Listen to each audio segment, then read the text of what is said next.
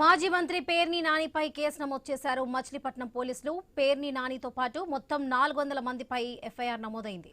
అనుమతి లేకుండా చలో మచిలీపట్నం మెడికల్ కాలేజీ నిరసన చేపట్టారనేది నేతలపై అభియోగం. ఇక పేర్ని కిట్టు, కైలే అనిల్, సింహాద్రి రమేష్, దేవినేని అవినాష్లపై కూడా ఎఫ్ఐఆర్ నమోదు చేశారు పోలీసులు. ఇదే విషయానికి సంబంధించి పూర్తి అప్డేట్స్ మా ప్రతినిధి యాకూబ్ అందిస్తారు. యాకూబ్,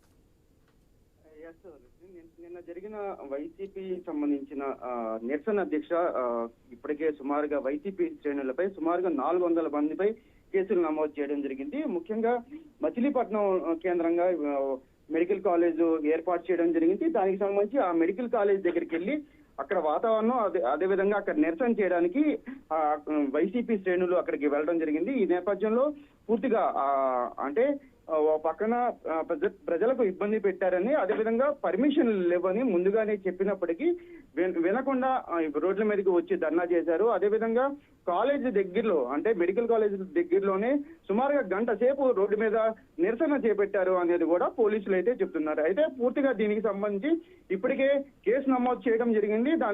400 మందిపై కేసు నమోదు చేశారు. అయితే ఈ కేసుకు సంబంధించి కొన్ని అంటే ఏం కేసులు పెట్టారు ఏంటి అనేది కూడా కొంత గోప్యంగా పెట్టడం జరిగింది. ఇప్పటికే మనం ఎస్పీ కార్యాలయానికి కూడా కాల్ చేయడం జరిగింది, కానీ వాళ్ళు దీని మీద స్పందించని పరిస్థితి. అయితే ఏ కేసులు పెట్టారు ఏంటి అనేది కూడా తెలియాల్సి ఉంది. Right Kanthi, thank you.